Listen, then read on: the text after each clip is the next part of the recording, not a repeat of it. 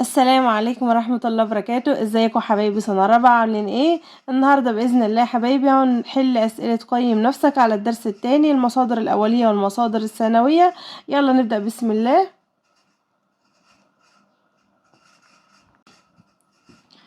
السؤال الأول بيقول: اختر الإجابة الصحيحة مما بين القوسين من أنواع المصادر المستخدمة للحصول على المعلومات.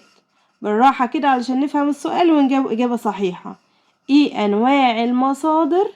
أنواع المصادر اللي أنا بستخدمها علشان أخد منها معلومات. محددش بقى معلومات ايه هي أنواع المصادر؟ عندي مصادر أولية ولا ثانوية ولا كلاهما، يعني الأولية والثانوية مع بعض، ولا مفيش إجابة صحيحة أصلا؟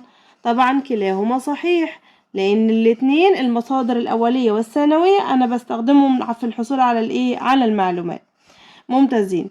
السؤال الثاني بيقول: تتميز المصادر الأولية بأنها، هنا حدد المصادر الأولية بس. مالها بقى الأولية؟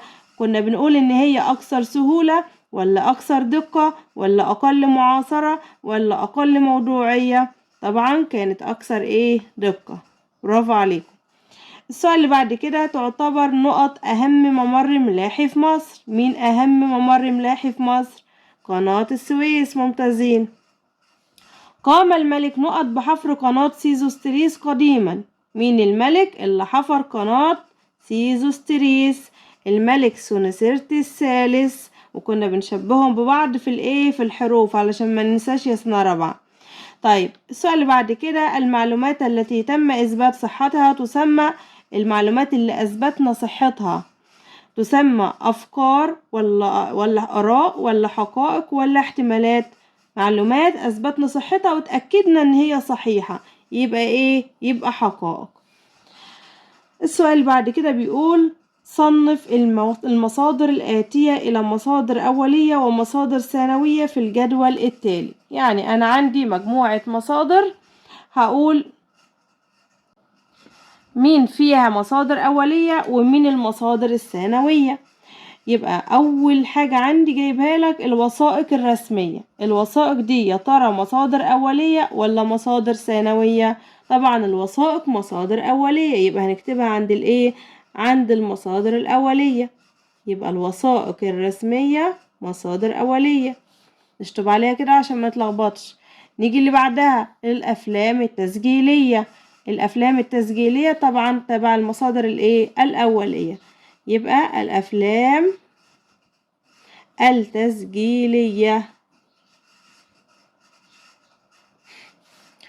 المقالات التي عاصرت الحدث، طبعا المقالات تبع المصادر الثانوية، يبقى المقالات مصادر ثانوية. الأبحاث مصادر ثانوية. ممتازين. البرديات طبعا مصادر مصادر أولية. البرديات مصادر أولية. أما الكتب فهي تبع المصادر الثانوية. وبكده أكون صنفت المصادر لأولية وثانوية وما نسيتش حاجة. السؤال اللي بعد كده بيقول: ضع علامة صح أمام ما تراه حقيقة أو رأي في المربعات التالية. يعني أنا هقرأ السؤال وهشوف حقيقة ولا رأي وأحط العلامة بتاعتي. السؤال الأول: مدينة شرم الشيخ أجمل المدن المصرية. بقول إن مدينة شرم الشيخ دي جميلة، يبقى ده رأي ولا حقيقة؟ طبعا رأي. ممتازين. قناة السويس زادت من أهمية موقع مصر. قناة السويس دي لها أهمية في موقع مصر، طبعا بنقول إن هي أهم ممر ملاحي في العالم أصلا كله، يبقى حقيقة. تطل مصر على البحر الأحمر والبحر المتوسط. يعني مصر عندها البحر الأحمر والبحر المتوسط بتطل عليهم، طبعا دي حقيقة. دي حقيقة. تم افتتاح قناة السويس للملاحة البحرية عام 1869. قلنا أي رقم بيبقى موجود في السؤال يبقى معناه إن الكلام ده أكيد حقيقي، لأنه موضوع له سنة معينة، يبقى طبعا حقيقة. هذه صورة رائعة للهرم الأكبر. الهرم الأكبر ده له صورة رائعة جميلة، طبعا ده مجرد رأي.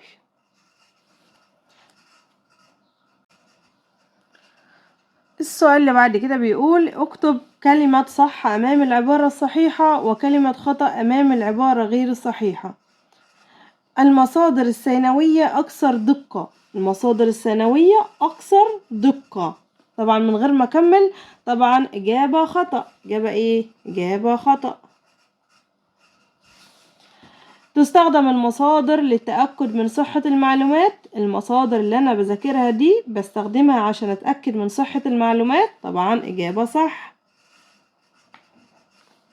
فكرة حفر قناة السويس فكرة حديثة. حديثة يعني موجودة دلوقتي، مش من زمان جدا. طبعا إجابة خاطئة، الفكرة قديمة.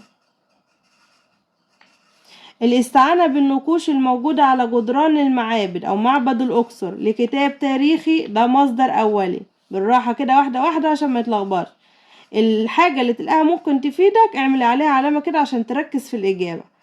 الاستعانة بالنقوش، هل النقوش دي تعتبر مصدر أولي؟ طبعا إجابة إيه؟ إجابة صحيحة. بفضل قناة السويس احتلت مصر دورا رئيسيا في التجارة العالمية. قناة السويس بفضلها بقينا ممتازين جدا في التجارة العالمية. طبعا دي إجابة صح. السؤال اللي بعد كده بيقول أكمل أمام العبارة الآتية بما يناسبها. يعني أنا هاخد من الكلمات اللي فوق وأكمل بيها السؤال بتاعي.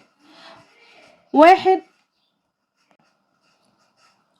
كل ما تم نقشه أو تدوينه من قبل أشخاص عاصروا الحدث أو شاركوا فيه. ده كان تعريف إيه؟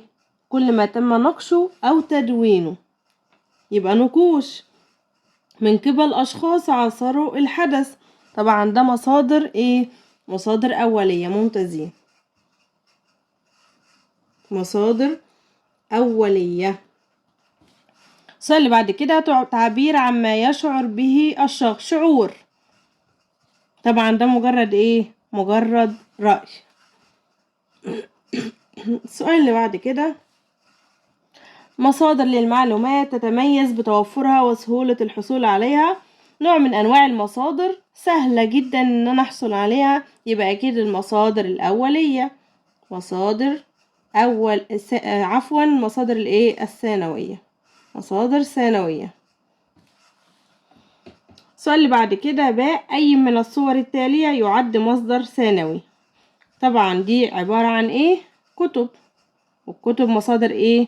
مصادر ثانوية. أما الرسمة دي فعبارة عن نقوش. نفس الكلام الصورة اللي بعدها عبارة عن نقوش أو حفر يعني على جدران المعابد. الصورة اللي بعدها عبارة عن الكلام ده طبعا مقالات. طبعا منهم من المصادر الثانوية حبايبي. المصدر الثانوي يعتبر الكتب والإيه؟ والمقالات. ممتازين. السؤال اللي بعد كده بيقول فسر ما يلي، يعني بما تفسر. وطبعا سؤال بما تفسر يا حبايبي معناه ان انا عايز السبب. عايز ايه السبب؟ السؤال الاول بيقول يتم الاعتماد على المصادر الاولية في الحصول على المعلومات. يعني ليه؟ ايه السبب اللي يخليني استخدم المصادر الاولية في الحصول على المعلومات؟ لان المصادر الاولية مالها يا حبايبي؟ طبعا اكثر دقة وكمان معاصرة للحدث. يبقى لأنها تكون أكثر دقة ومعاصرة للحدث. ومعاصرة للحدث. ممتازين.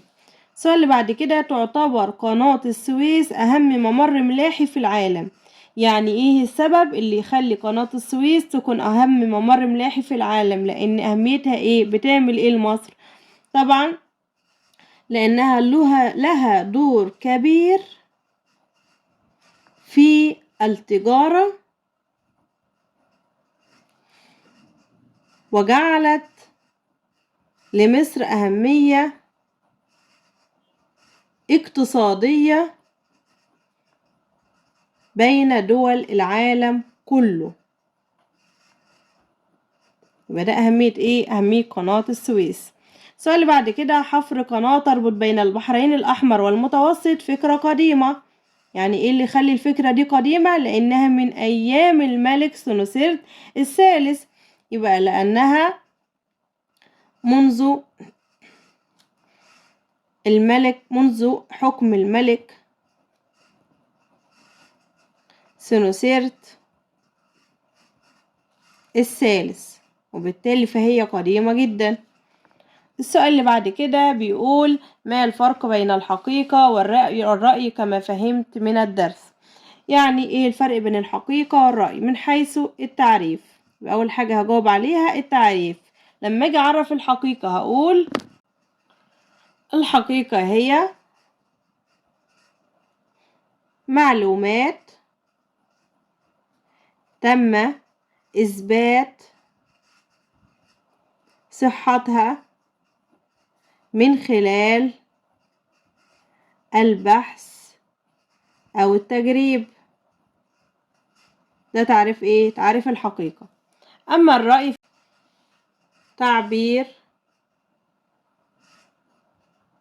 عما يشعر به شخص ما تجاه موضوع معين. ممتازين. تعبير عما يشعر به الشخص خلال ايه او تجاه ايه موضوع معين. بعد كده عايز مثال لكل من الحقيقة والرأي. طبعا الأمثلة على الرأي والحقيقة كتيرة جدا، لكن احنا خلينا في المثال اللي عليك في الكتاب. مثال الحقيقة بيقول الهرم الأكبر قام ببنائه الملك خوفو. طبعا دي حقيقة. أما الرأي فبنقول نفس الكلام بس بنقوله عن طريق الحقيقة، عن طريق الايه؟ عن طريق الرأي. بنقول إن الهرم الأكبر أجمل بناء حجري في التاريخ. الهرم الأكبر اللي هو هرم خوفو أجمل بناء حجري في التاريخ. وأدام قلنا أجمل يبقى الكلام ده عبارة عن رأي.